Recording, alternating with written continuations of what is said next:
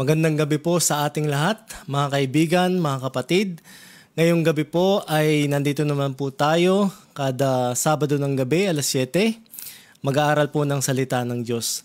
At ang topic po natin ngayong gabi ay patungkol sa kung ano ba ang ginagawa ng mga patay sa kasalukuyan, mga kapatid.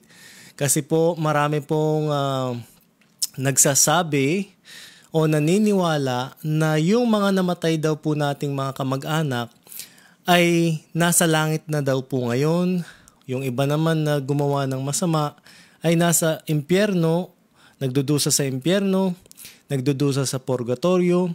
Yung iba daw po ay pag-alagala kung saan-saan, yung mga kaluluwa na lang ligaw ay pag-alagala, nagpaparamdam. At alamin po natin kung anong sinasabi ng Biblia, kung ano pong ginagawa ng mga namayapa nating mga kaibigan, mga kapatid, mga kamag-anak sa kasalukuyan. Bago po tayo magsimula, tayo po muna po ay manalangin. Amang banal na makapangyarihan sa lahat, kami po ay nagpapasalamat sa gabing ito na pinagkalooban niyo po kami ng oras na mapag-aralan po ang inyong salita at malaman po ang kasagutan sa aming tanong kung ano po ang kalagayan ng aming mga namayapang mga kamag-anak, mga kakilala, kaibigan sa ngayon. Nawa po, Panginoon, ang Banal na Espiritu ang siyang sumama sa amin at pumatnubay na lahat po ng aming sasabihin ay magmumula lamang po sa inyo. Patawarin niyo po kami sa lahat ng aming mga nagawang kasalanan sa pangalan ni Jesus. Amen. So, ang katanungan po natin ngayong gabi, ano po kaya ginagawa ng mga patay ngayon o yung mga kamag-anak po nating namayapa sa sementeryo? Ano po? Sila po ba ay nasa langit na? Sila po ba ay nagdudusa sa impyerno ngayon? Sila po ba ay nasa purgatorio, naghihirap? At sila po ba ay yung kaluluwa nila ay pag-alagala kung saan-saan? At nagpaparamdam di umano sa atin? Alamin po natin kung ano po ang sinasabi ng banal na kasulatan sa bagay na ito. O dito sa katanungan natin, ano po kaya ang ginagawa ng mga patay ngayon? Malalaman po natin yan sa Biblia noong pong ginawa ng Diyos ang tao. Matatandaan po natin na sa Genesis, ginawa po ng Diyos ang tao sa pamamagitan ng dalawang elemento. Ano po itong dalawang elemento na ito? Mababasa po natin ito sa Genesis 2:7. Ito po nakalagay. Alabok at saka hininga ng Diyos. Ito po ay magre-resulta sa isang kaluluwa. Ano po? Basahin po natin. And the Lord God formed man of the dust of the ground and breathed into his nostrils the breath of life, and man became a living soul. So malinaw po mga kapatid, na kumbaga sa pagluluto po, meron pong dalawang ingredients o rekado ang Panginoon bago makagawa ng isang tao. Meron po siyang dalawang elemento na ginamit bago po nabuo o bago po nabuhay ang isang tao. Ano po ito? Ito po ang alabok at hininga ng Diyos, o sa English, dust of the ground plus breath of God equals soul. Sa Tagalog naman, alabok plus hininga ng Diyos equals kaluluwa. Ano po? Marami po ang nalilito sa kasalukuyan, bilyong-bilyong tao po ngayon sa mundo. Ang nalilito, akala po nila meron silang kaluluwa. Ano po mga kapatid? Akala po ng tao ngayon, sa buong mundo, halos lahat ng tao ngayon, karamihan sa mga tao ngayon, akala po ng mga tao meron tayong mga kaluluwa o meron ng isang tao na kaluluwa, no mga kapatid.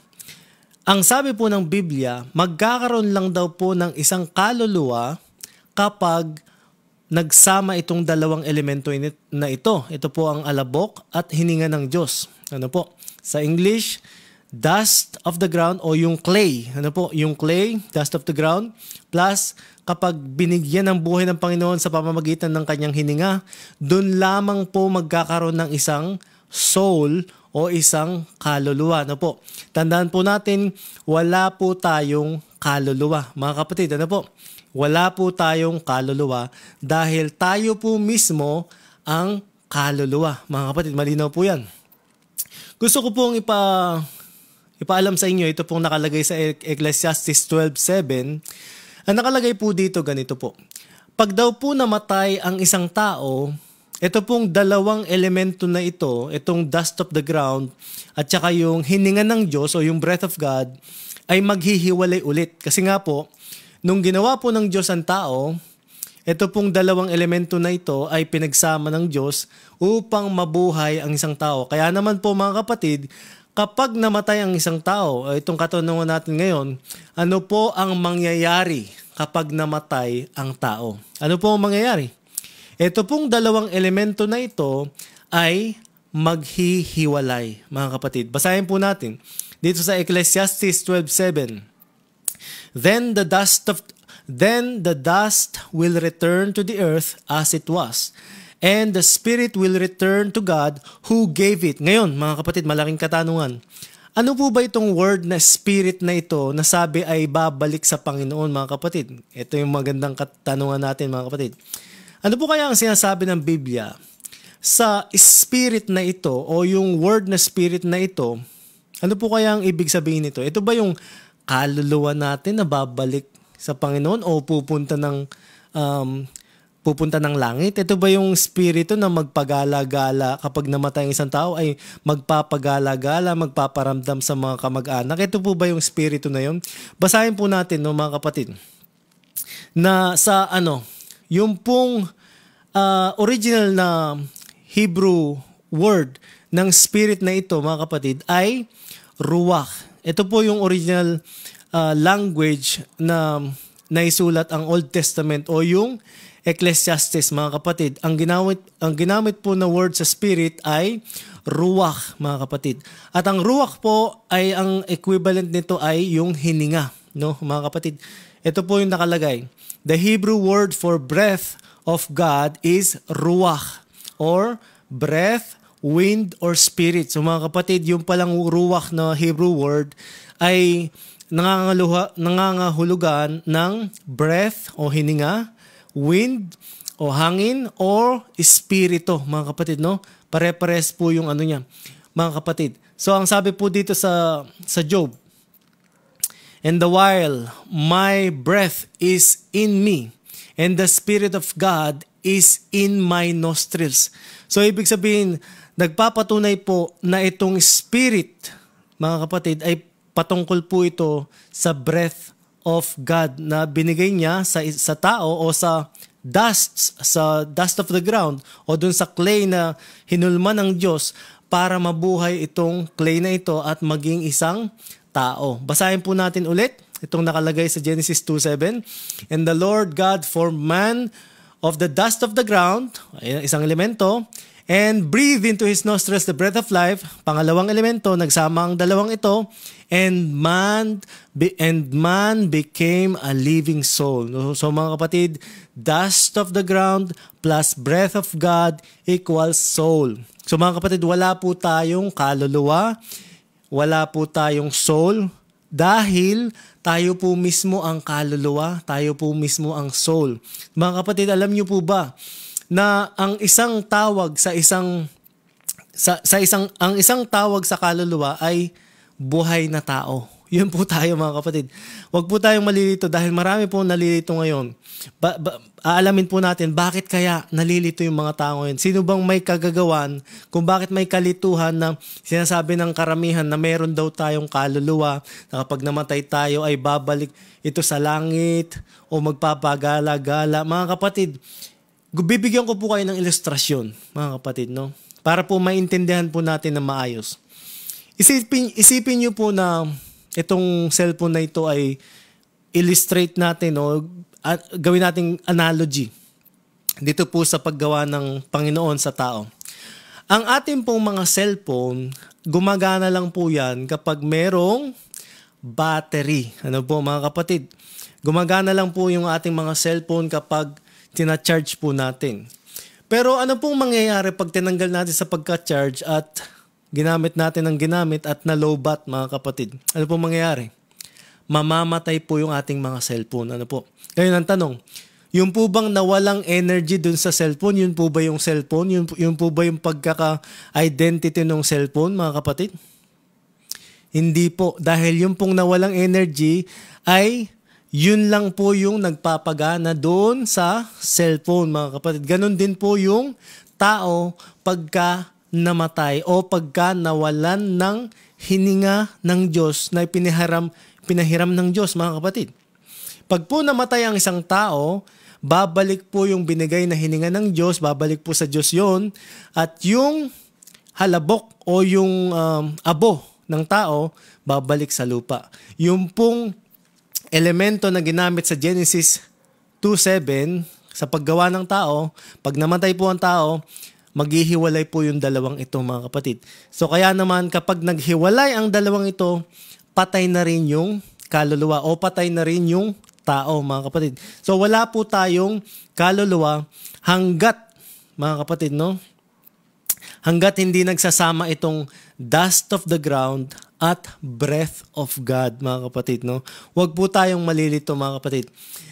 Kailangan po nating maintindihan ang katotohanan, mga kapatid. Dahil alam niyo po ba, napakadelikado na sabihin natin o ituro natin sa ibang tao na meron tayong kaluluwa na kapag namatay tayo ay itong kaluluwa na ito ay buhay pa rin, magpapagala-gala at pupunta sa langit, pupunta sa impyerno kung saan. Kumbaga, pag namatay ang isang tao, hindi pa talaga patay dahil yung kaluluwa niya buhay pa rin mga kapatid. Alam niyo po ba na yung kasinungalingan yan o yung maling idea na yan ay galing kay Satanas, mga kapatid. Alam niyo po ba kung bakit? Bakit tayo pinapaniwala ni Satanas na meron pang buhay pagkatapos nating mamatay at meron pang kaluluwa na pag-alagala? Bakit po ba, mga kapatid? Basahin po natin, no? Para maintindihan po natin kung gaano po kadelikado itong idea na ito na maniwala po tayo na kapag namatay ang isang tao ay meron pang kaluluwa na mabubuhay, magpapagala-gala. Basahin po natin ang Deuteronomy. Ano po? Deuteronomio 18:10-12. Sino man sa inyo'y huwag magsusunog ng kanyang anak bilang handog. Huwag kayong manghuhula, huwag gagawin ang ginagawa ng mga mangkukulam, ng mga mananawas, at ng mga sumasangguni sa mga espiritu ng mga patay. Mga kapatid, no? Bakit daw? Ito po yung dahilan. Sino mang gumagawa ng alinman sa mga ito ay kasuklam-suklam sa Diyos o kay Yahweh na inyong Diyos. Pakatatandaan ninyo na iyan ang dahilan kaya niya itataboy ang mga nakatira sa lupaing pupuntahan ninyo. So mga kapatid, yung po palang Diyos ay nasusuklam kapag nakikipag-usap yung taong buhay. Kapag po nakikipag-usap po tayo sa ating mga namayapang mga kamag-anak, nasusuklam po ang Diyos doon dahil po, ang sabi po dito, ang mga sumasangguni sa mga espiritu ng mga patay, kasuklam-suklam kay Yahweh na inyong Diyos o ng ating Diyos, mga kapatid. Bakit kaya nasusuklam ang Diyos? Kapag nakikipag-usap tayo sa ating mga namayapang kamag-anak.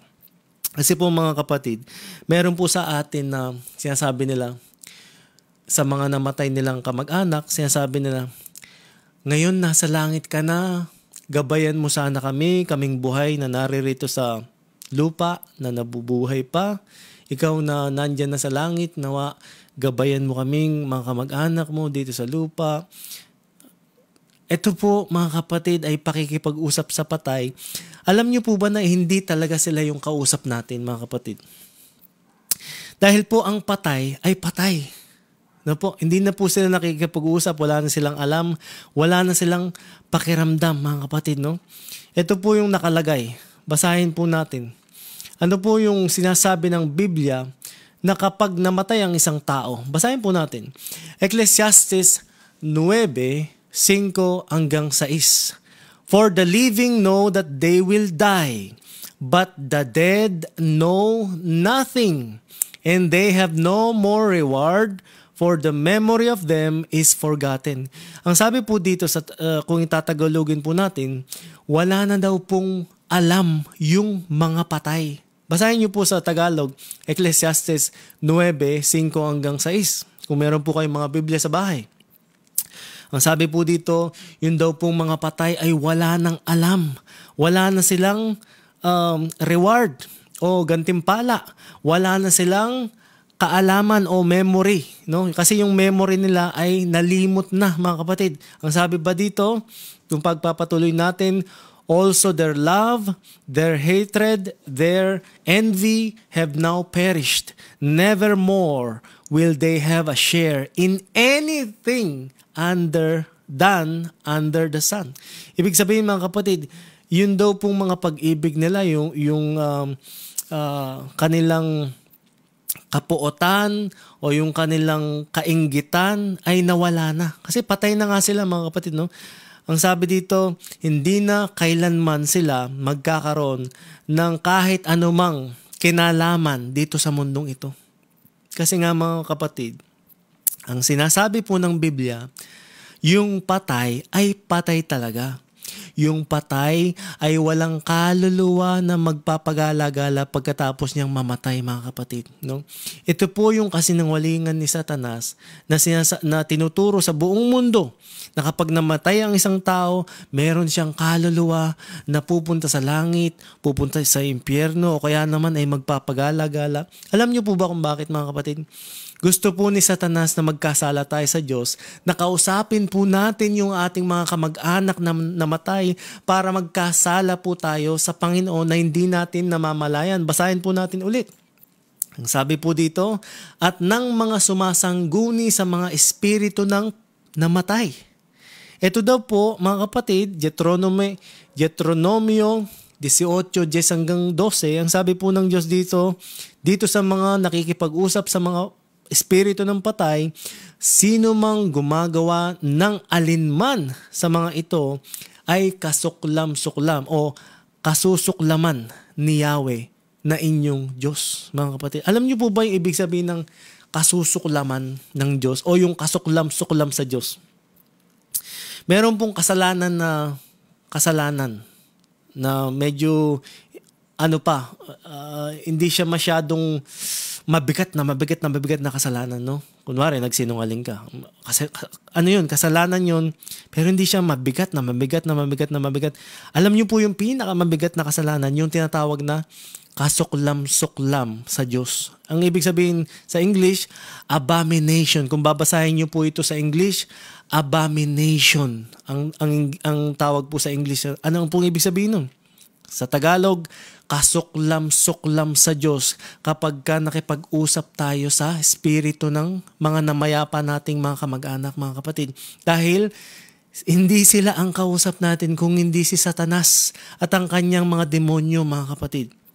Ang mga masasamang espiritu, ang mga kausap natin kapag kinakausap natin yung mga namayapa nating mga kamag-anak. Dahil, mga kapatid, itong mga anghel na itapon dito sa lupa na kasama ni Satanas, mga kapatid, ito pong mga ito ay makapangyarihan at kayang-kaya nilang gayahin yung itsura, yung boses ng ating mga namayapang mga kamag-anak. Kaya naman, yung iba sa atin nakakakita ng mga multo. Yung iba sa atin nakakakita ng mga, patay na pero nakita ko siya kagabi eh. Napanaginipan ko siya, nakita ko siya dun sa nakatitig sa akin. Bakit tayo natatakot, mga kapatid? Bakit tayo natatakot pagka nagpapakita yung mga kamag-anak nating namatay? Bakit? Kasi hindi talaga sila yun, mga kapatid. Alam natin na merong kababalaghan doon sa nangyayaring yun, hindi talaga sila yun, mga kapatid. Kung hindi si Satanas na nagbabalat kayo, mga kapatid, ang mga demonyo o yung mga fallen angels na makapangyarihan, ginagawa nila ito para magkasala tayo sa Diyos, para magkaroon tayo ng idea na, buhay pa nga yata itong namatay na kamag-anak ko na ito. Ay si Lola pala, buhay pala talaga to. Kasi hindi pa talaga siya namatay kasi nagparamdam siya sa akin eh. Nakita ko siya o yung nagmulto siya.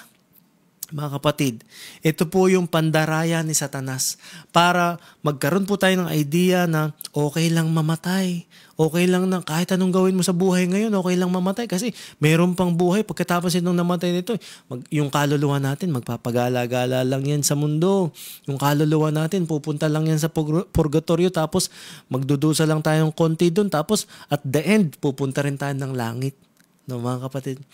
Yung pong idea na ito yung gustong-gustong matutunan ng mga tao at i-practice ng mga tao para maraming hindi maliligtas, mga kapatid. No?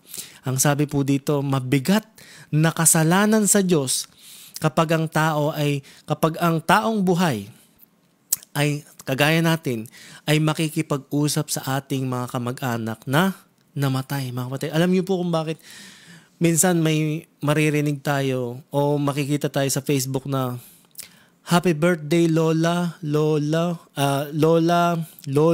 o kung sino man kamag-anak natin na namatay. Happy birthday there in heaven. No? Sinasabi natin happy birthday there in heaven. Nawa, gambayan niyo po kami. Huwag po kayong mag-alala. Ayos lang po kami dito. Masaya na kayo dyan. Magkakasama na po kayo dyan. Alam niyo po yung ibig sabihin? Alam niyo ba mga kapatid na yung ating mga namatay na kamag-anak ay na nakahimlay po ngayon sa sementeryo? Alam niyo po ba mga kapatid, wala po sila sa langit ngayon? Alam niyo po ba mga kapatid na wala sila sa impyerno ngayon? Hindi sila nagdudusa sa impyerno ngayon. Hindi rin sila nagdudusa sa purgatorio ngayon mga kapatid. Dahil, alam niyo kung nasan sila ngayon? Nasa sementeryo pa rin, mga kapatid. Yung pong alabok nila ay nasa sementeryo pa rin. Kasi nga, patay sila. Hindi na sila buhay. Hindi na sila nagpapagala-gala. Wala po silang kaluluwa na humihiwalay sa kanila kapag sila ay namatay. Ang sabi po ng Biblia, mga kapatid, malinaw na malinaw. Magkakaroon lang po ng kaluluwa kapag ang Diyos ay gumawa ng isang alabok, hinulmahan niya ng tao at hiningahan niya ito, doon lamang po nagkakaroon ng kaluluwa. Ibig sabihin, ang buhay na tao katulad po natin, tayo po, ang tawag sa atin ay kaluluwa. Wala po tayong kaluluwa dahil tayo po mismo ang kaluluwa, mga kapatid. Marami pong nalilito dito. Kaya naman mga kapatid, pag-aralan po natin ng Biblia, basahin po natin ulit. Genesis 2:7.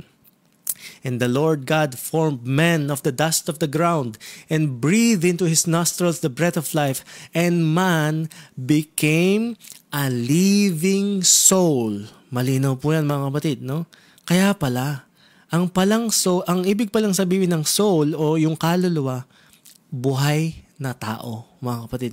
Alam niyo po yung ibig sabihin? Ang ibig po sabihin ng soul or kaluluwa ay buhay na tao, mga kapatid. Kaya naman po, ulitin ko, pagka namatay ang isang tao, ito pong dalawang elemento na ito na alabok at hininga ng Diyos, maghihiwalay din po yan. No? Pero, kagaya po nga po ng sinabi ko kanina, kagaya po sa cellphone, ang battery po ang nagpapagana sa cellphone. Kapag po ang battery ay nalobat, mamamatay po yung cellphone. Ganon din po ang tao. Pag ang tao po ay nawala ng hininga, yung pong binigay na hininga ng Diyos sa tao, babalik po yun sa Diyos, mamamatay po yung tao. Hindi na po siya mabubuhay, mga kapatid. Wala po siyang kaluluwa na babalik yung pong espiritu o yung tinatawag na hininga ng Diyos. Hindi po tayo yun, mga kapatid. Yung pong spirit na yun, yung sinasabi ng Biblia, ang word po na spirit na sinabi dito sa Job 27:3, ang word na spirit po dyan ay ruach, ibig sabihin na breath. Hindi po yan kaluluwa, no, mga kapatid. Hindi, yung pong bumabalik na hininga sa Diyos pagka namatay ang tao, hindi po tayo yun. Yung hininga po na bumabalik sa Diyos pagka namatay ang tao, yun lang po ang nagbibigay buhay sa atin, pero hindi po tayo yung hininga na yun, mga kapatid. Ano po? Malinaw po yan. Kagaya po sa isang cellphone, yung pong nawalang energy o nawalang power, nawalang battery sa isang cellphone, kapag ka namatay ang cellphone, kapag ka nalobat ang cellphone, yung nawalang energy po dun, yung nawalang power po dun, hindi po yun yung cellphone. Yung power na yun o yung battery na yun, yun lang po ang nagbibigay buhay doon sa cellphone para gumana, mga kapatid. Ano po? Kaya naman po, pagka namatay ang isang tao, yung pong bumabalik na hininga po sa Diyos, hindi po tayo yung hininga na yon, hindi po kaluluwa yung hininga na bumabalik sa Diyos, mga kapatid. Ano po? Yung breath of God, yun po ay ang nagbibigay buhay sa tao o nagbibigay buhay sa alabok, mga kapatid. Kaya lang po nagkakaroon ng kaluluwa kapag kinombine, pagka pinaghalo po, pagka pinag-combine ang alabok at saka hininga ng Diyos, mga kapatid, no? Pagka pinag-combine ang alabok at hininga ng Diyos, doon lang po magkakaroon ng kaluluwa. Basahin po natin ang nakalagay dito sa James 2:26. For as the body without the spirit is dead, so faith without works is dead also. Mga kapatid, napakalinaw po niyan. Intindihin po natin maayos. For us, the body, kung yung daw pong alabok o yung clay, pag walang spirit o yung breath of God, patay. Excuse me po. Yun daw pong clay o alabok, kapag walang hininga ng Diyos o yung spirit, kagaya po ng pinaliwanag ko po kanina, ang nakalagay po sa Hebrew language ng breath o spirit, wind, breath, isa lang po kahulugan niyan sa Hebrew language o yung Hebrew word na ruach, mga kapatid, dito sa Old Testament na ginamit. Ito po yung original na language sa Old Testament sa Bible.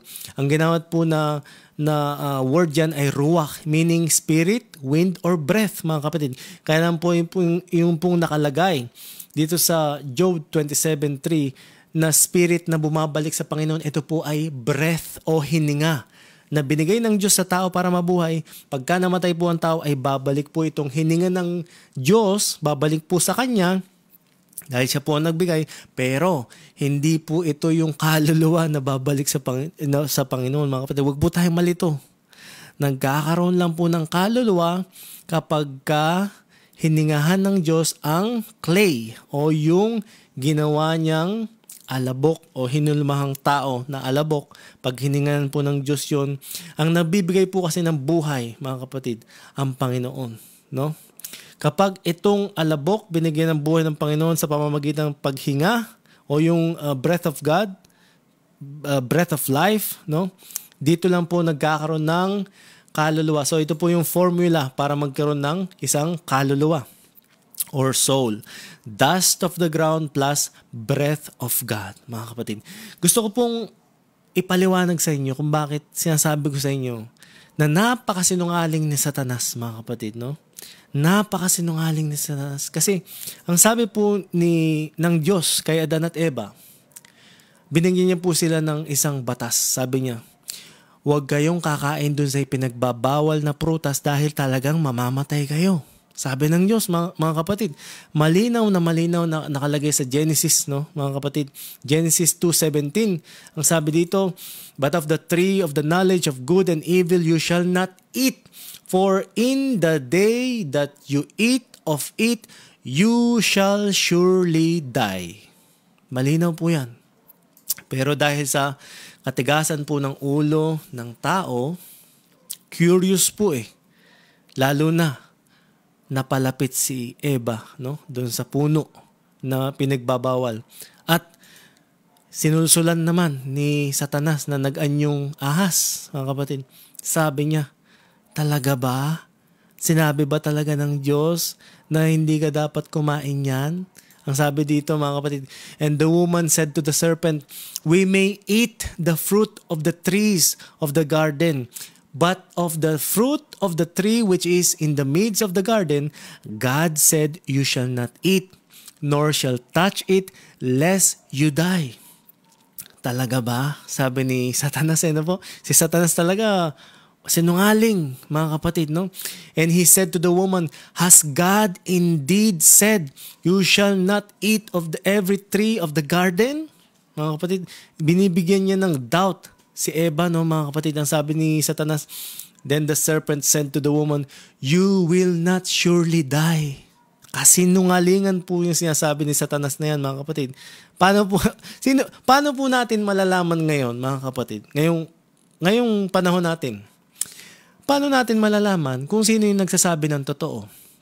Ang sabi ng Panginoon kay Adan at Eva, huwag kayong kakain yan dahil mamamatay kayo pag kinain nyo yan. Sabi naman ni Satanas, kainin nyo yan, okay lang yan, di kayo mamamatay. Ang tanong, paano natin mapapatunayan ngayon kung sino nagsasabi ng katotohanan, mga kapatid? Isang tanong lang para mapatunayan natin. Buhay pa po ba si Adan at Eva ngayon? Dahil kumain po sila nung pinagbabawal na prutas. Buhay pa rin ba si Adan at Eva ngayon sa panahon natin, mga kapatid? Ang sagot po ay hindi na, kasi namatay po sila. Kagaya po ng sinabi ng Panginoon na talagang mamamatay sila kapag kumain sila noong prutas, no, mga kapatid.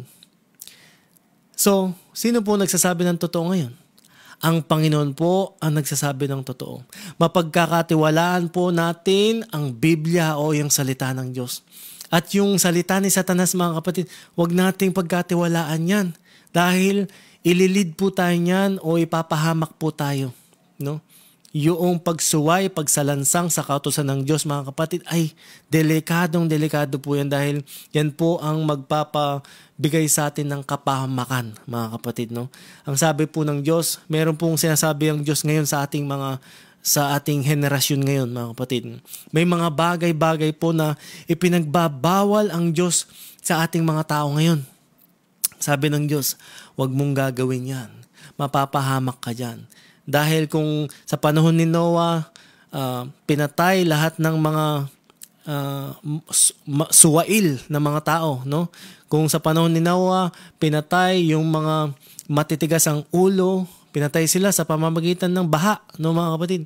Darating ang araw, mga kapatid, na talagang paparusahan din yung mga matitigas ang ulo na hindi nakikinig sa salita ng Diyos, na hindi tumutupad sa kanyang mga kautusan, hindi na tubig, mga kapatid, kung hindi apoy.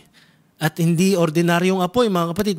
Itong apoy na ito ay supernatural fire galing sa langit, na pati si Satanas na isang supernatural being ay matutupok, mga kapatid. Hindi po ordinaryong apoy ang magtutupok kay Satanas. Dahil si Satanas po ay supernatural, no? Angel po siya, isa po siyang espiritu. Ang tutupok lang po kay Satanas at sa lahat ng mga matitigas ang ulo ay ang apoy na manggagaling sa langit na isang supernatural fire na kayang tupukin, kayang i-exterminate si Satanas at lahat ng hindi sumusunod sa kautusan ng ating Panginoon. No, mga kapatid? Basahin po natin dito sa unang Juan 3:4. Ang sabi po dito, ang bawat nagkakasala ay lumalabag sa kautusan ng Diyos, sapagkat ang kasalanan ay paglabag sa kautusan ng Diyos. Excuse me po. Yan po ang nakalagay sa Biblia, mga kapatid. Ang paglabag po sa ang paglabag po sa kautusan ng Diyos, ang ibig pong sabihin niyan ay kasalanan. Ngayon, ano naman po ang parusa sa kasalanan? Ang sabi po sa Roma 6:23, sapagkat kamatayan ang kabayaran ng kasalanan. Ngayon, sabi ko nga po nung nakaraan natin pag-aaral, ito bang kamatayan na binabanggit dito? Ito ba yung kamatayan sa sementeryo, mga kapatid? Alam niyo po ba, mga kapatid, hindi lang po yan ang kabayaran. Bagamat yan, kasama po yan sa kabayaran ng kasalanan, yung unang kamatayan. Pero hindi po yan yung pinaka-final na kabayaran ng kasalanan. Alam niyo po ba yung pinakakabayaran ng kasalanan ay ang ikalawang kamatayan? Basahin po natin dito sa Apokalipsis 21:8. Subalit para naman sa mga duwag, mga taksil, mga gumagawa ng mga kasuklam-suklam na bagay, mga mamamatay tao, mga nakikiapid, mga mangkukulam, mga sumasamba sa Diyos-Diyosan at sa lahat ng mga sinungaling, ang magiging bahagi nila ay sa lawa ng nagliliyab na apoy at asupre.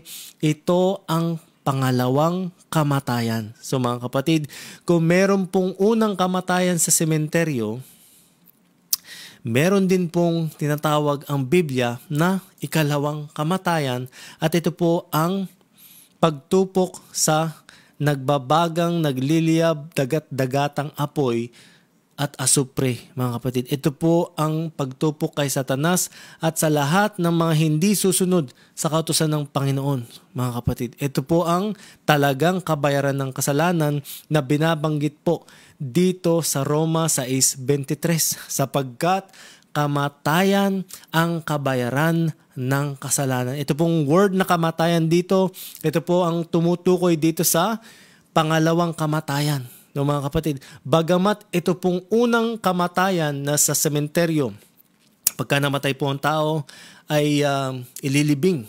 Ito po ay bahagi ng kaparusahan ng kasalanan. Pero hindi po ito ang ultimate o yung final na kabayaran ng kasalanan. Dahil ang final na kabayaran po ng kasalanan, ang ibig pong sabihin nitong pangalawang kamatayan, mga kapatid, ay yung extermination ng ating existence, mga kapatid. Ano pong ibig sabihin nun? Yun pong ating pagkatao ay mawawala habang buhay. Kaya nga po ang tawag dito ay eternal death, mga kapatid, no? Walang hanggang kamatayan dahil hindi ka na maaalala kailanman. Yung pagkatao mo mawawala na habang buhay. Magiging wala ka na, no? You will be forgotten. You will be no more. You will be exterminated. Your existence will be exterminated, mga kapatid. Mawawala ka na. Kaya nga sabi sa John 3:16, no? For God so loved the world that He gave His only begotten Son, that whosoever believeth in Him should not perish, but have everlasting life. Dalawa lang po ang kahahantungan ng tao, mga kapatid. No? It's either you will perish or you will have eternal life. Ano pong ibig sabihin ng perish? Alam niyo po ba kapag nagwisik kayo ng isang bagay sa nagbabagang apoy, nagbabagang mainit na apoy, no? Talagang sobrang tinding apoy. Magwisik ka ng kahit anong bagay diyan, mapa-plastic man 'yan, mapa-karne, tubig, kahit anong bagay na 'yan, iano mo diyan, no, mga kapatid. Matutunaw 'yan at talagang isipin niyo na lang, tubig, no? Gumanong ka pa lang, talagang mag-evaporate na. Yun po ang ibig sabihin ng perish, no? Kapag pagka nagtapon ka na sa isang talagang nagbabagang apoy, no? Makakarinig ka ng yung tunog na parang parang talagang yung tawag doon, mga kapatid, perish, no? Talagang maglalaho ka na parang bula. Ganun po ang ibig sabihin nitong pangalawang kamatayan. Ang sabi dito, ang magiging bahagi nila ay lahat ng mga hindi tutupad sa kautusan ng Diyos. Ang magiging bahagi nila ay lawa ng nagliliyab na apoy at asupre. Ito ang pangalawang kamatayan dahil ang ating pagkatao ay mawawala na habang buhay, mga kapatid. No, sabi po dito, mga Kawikaan 9:10, ang paggalang at pagsunod kay Yahweh o sa Diyos ay pasimula ng karunungan. Ang pagkakilala sa banal na Diyos ay may dulot na kaalaman. So mga kapatid, kaya pala napaka-importante na magkaroon po tayo ng takot sa Diyos, no, mga kapatid. Dahil pag may takot tayo sa Diyos, merong pumipigil sa ating gumawa ng masama, no, mga kapatid. Kaya lahat ng tao sa buong mundo, mga kapatid, kailangan nilang malaman o makilala yung ating Panginoon para magkaroon po sila ng takot, no? Magkaroon sila ng pagpipigil na gumawa ng kasamaan. Dahil yung po palang karunungan, no? Nag-uumpisa ito sa pagkilala natin o pagsunod natin sa Panginoon, sa Diyos, mga kapatid. Darating po ang araw, mga kapatid, no? Darating po ang araw. Lahat po ng mga patay ay muling mabubuhay. Mapamasama ka man, mapamabuti ka man, lahat po ng mga patay ay mabubuhay. Pero maghihiwalay po yan. Magkakaroon po ng dalawang grupo. Yung isang grupo po ay pupunta sa langit. Yung isang grupo naman, mabubuhay din naman, kaya lang mamamatay po. Ano po sila? Tutupukin po sila. No? Paparusahan po sila. Ang nakalagay po dito sa Juan 5:28 hanggang 29, huwag ninyo itong pagtakhan, sapagkat darating ang oras na maririnig ng mga patay ang kanyang tinig, at sila'y babangon. Lahat ng gumagawa ng kabutihan ay babangon patungo sa buhay na walang hanggan, at lahat ng gumagawa ng kasamaan ay babangon patungo sa kaparusahan, mga kapatid, no? Mga kapatid, lahat ng mga patay, no? Lahat tayo balang araw ay maghihiwa-hiwalay, hihiwalay po tayo sa dalawang grupo. Tayo po ba ay sumusunod sa kautusan ng Diyos? Kung tayo po ay magiging tapat at susunod sa mga kautusan ng Diyos, mga kapatid.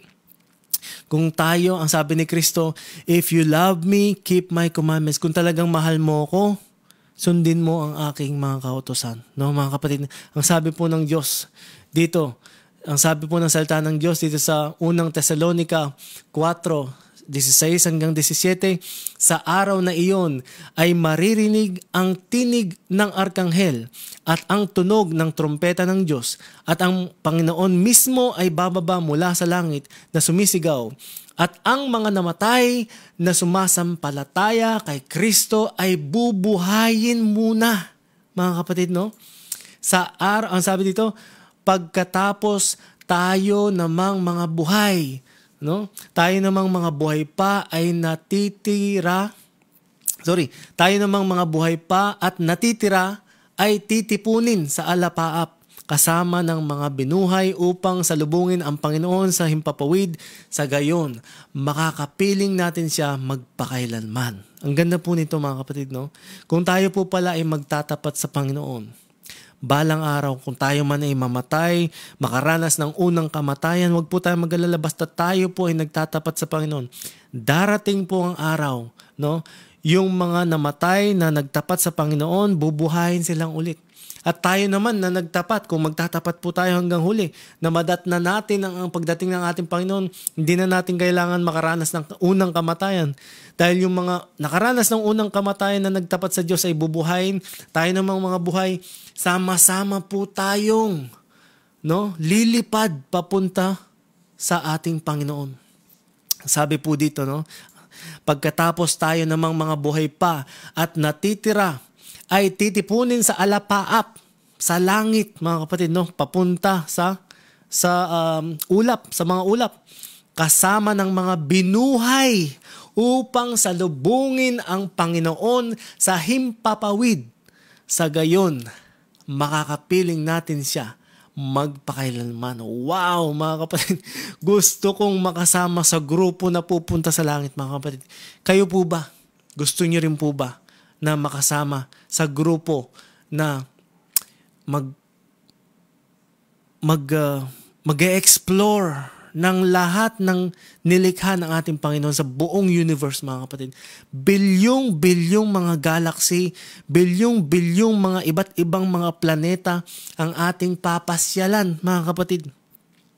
Walang tigil na pamamasyal ang gagawin natin sa langit. Hindi po boring sa langit, mga kapatid, no? Kung ano man po ang nakikita natin dito sa lupa, mga kapatid, wala pong sinabi itong mga bagay na ito, mga kapatid, no? Kung ano pong nakikita nating mga magagandang bagay dito sa lupang ito, wala pong sinabi yan. Ang sabi po ng Biblia, wala pang nakakakita, wala pang nakakarinig, wala pang pumapasok sa kaisipan ng isang tao, kahit sino man, sa mga bagay na inihanda ng Diyos sa lahat ng nagmamahal sa Kanya, mga kapatid. Kung tayo po ay nakapunta na ng ibang bansa, nakakita tayo ng mga iba't ibang bagay na parang akala natin, eto na, Ito na yung buhay. No? Ito na. Nakarating na ako sa rurok ng tagumpay. Ito na. Ito na pala yun. Mga kapatid, wala pa pong sinabi yan sa lahat ng mga bagay na inihanda ng Diyos. Ito pong buhay natin dito sa lupa, mga kapatid, napakaikli lang po nitong buhay na ito. At ito pong buhay natin dito, ito po yung training ground, training time natin. No? Oras ng pagsasanay o training natin para magkaroon po tayo ng Christ-like character, para maging handa po tayo na para maging handa po tayo sa pagdating ng ating Panginoon at mamuhay kasama niya sa langit, mga kapatid. No? Kaya naman, mga kapatid, nananawagan po ang ating Panginoon na magbalik loob po tayo sa Kanya at talikuran lahat ng ating mga kasalanan. Ang sabi po ng Panginoon sa unang Juan 1:9, subalit kung ipinapahayag ninyo o natin ang ating mga kasalanan, patatawarin tayo ng Diyos sa mga ito at lilinisin tayo sa lahat ng ating mga kasalanan sapagkat siya'y tapat at matuwid, mga kapatid. Tayo po ay magbalik loob sa Panginoon, no? Talikuran natin lahat ng ating mga ginagawang mga kasalanan dahil di po natin alam kung kailan tayo mamamatay, mga kapatid. Yan po ang katotohanan. Huwag po nating sabihin na tayo po ay teenager o malakas, bata pa. Huwag po natin sabihin yan. Marami pong namamatay. Marami po akong kakilala na namatay. Teenager pa lang. No? Biglaang namatay. Huwag po nating sabihin na mayaman tayo o may kaya tayo na di natin kailangan ng Panginoon. Di natin kailangan magsimba, di natin kailangan paglingkuran ng Panginoon, no? Mga kapatid, wag po tayo magkaroon ng idea na ganyan, mga kapatid. Ang sabi po ng Biblia, no? Ecclesiastes, no? Ecclesiastes 12:13. Ang nakalagay po doon. Yung huling bahagi po ng Ecclesiastes, hindi ko po kabisado, pero ang nakalagay po doon, fear God and keep His commandments, for this is the whole duty of man. Ang ibig pong sabihin, mga kapatid, kung meron pong dahilan, no? Kung meron mang purpose ang tao dito sa mundong ito, yun ay paglingkuran ang ating Panginoon. Yun ay ang magbigay pugay, magbigay respeto sa ating Panginoon, magbigay galang sa ating Panginoon sa pamamagitan ng pagsunod sa kanyang mga kautusan. Ang sabi po ni Kristo, if you love me, keep my commandments. Kaya naman, mga kapatid, sa gabing ito, gusto niyo po ba na makasama sa grupo na aakyat sa langit at papasyalan lahat ng iba't ibang mga planeta, iba't ibang mga galaxy sa buong universe, mga kapatid? Gusto niyo po bang makasama dito sa grupo ng tao na mga ito? Tayo po ay manalangin. Amang banal na makapangyarihan po sa lahat, kami po ay nagpapasalamat sa gabing ito na binigay niyo po kami ng magandang mensahe, napaka-importanting mensahe na magpapatibay po ng aming pananampalataya. Panginoon, tulungan niyo po kami mag-aral, patuloy na mag-aral ng inyong salita. Kada Sabado po alas 7 ng gabi, patuloy po kaming magsasama-sama at mag-aaral ng iyong salita at marami pa po kaming matututunan na mahahalagang bagay magagamit po namin sa paghahanda. No? Habang po kami naghahanda sa inyong muling pagbabalik, tulungan niyo po kami at ang aking mga kapatid na nanonood ngayong oras na ito at ang kanilang mga pamilya.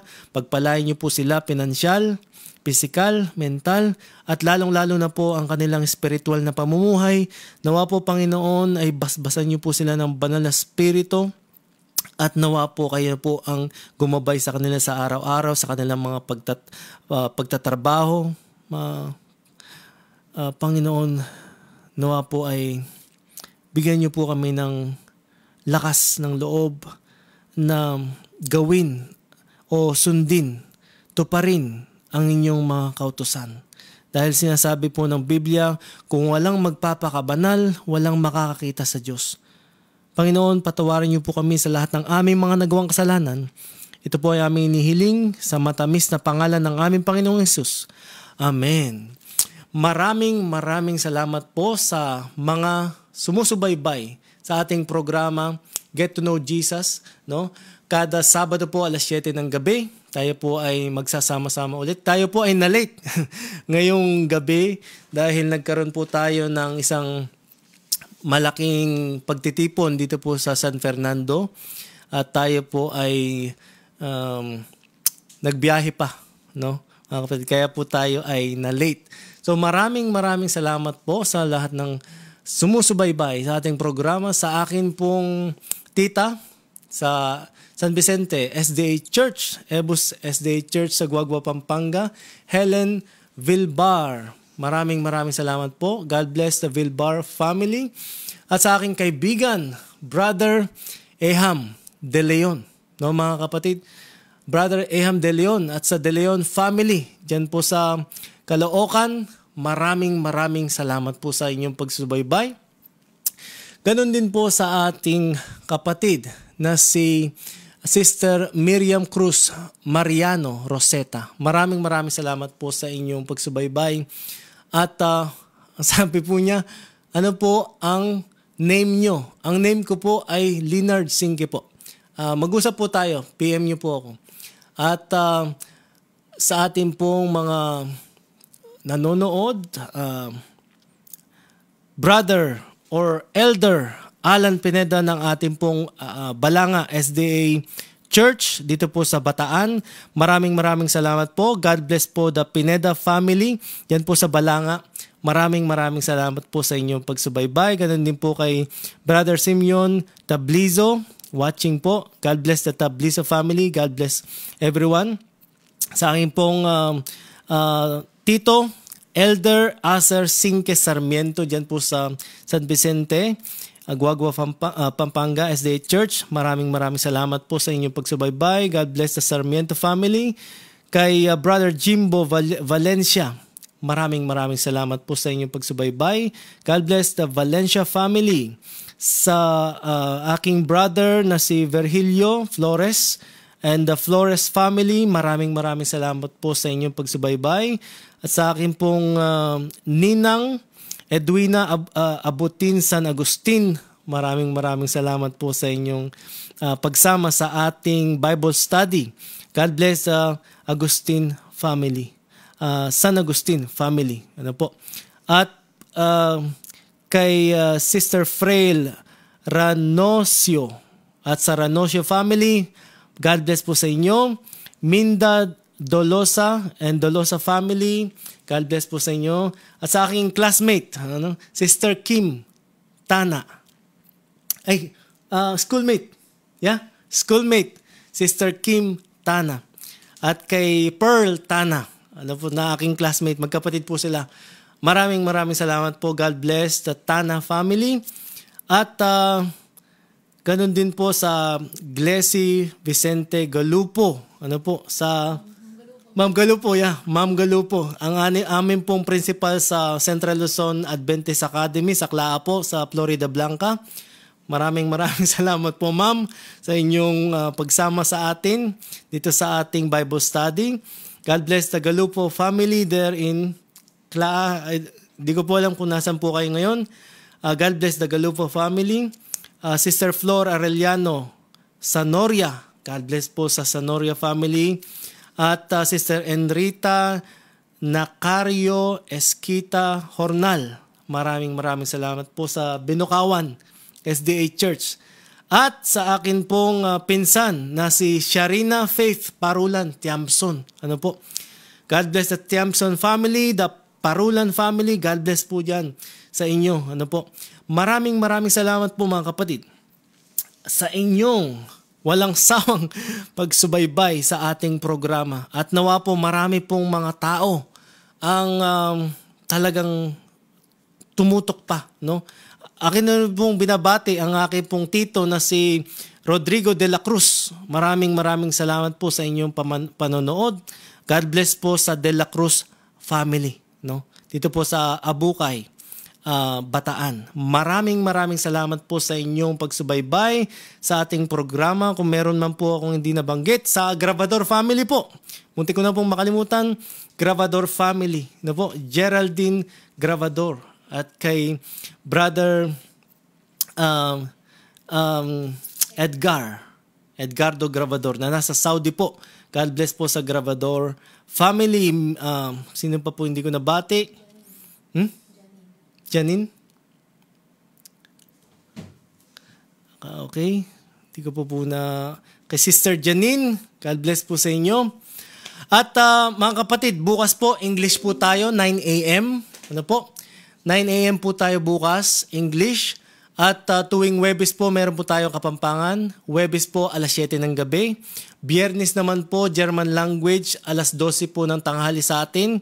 At 6 a.m. naman po sa German kung may kakilala po kayong taga Switzerland, taga Austria, taga Germany, ay share nyo po sila para makaalam po sila. Dahil kakaunting tao lang po ang nangangaral sa Germany, sa Switzerland, at sa Austria. No po?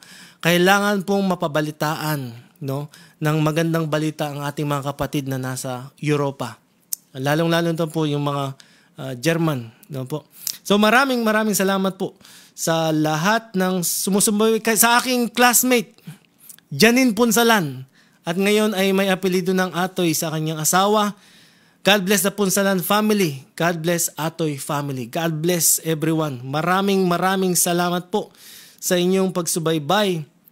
At sa susunod, mga kapatid, meron tayong napakagandang topic, no?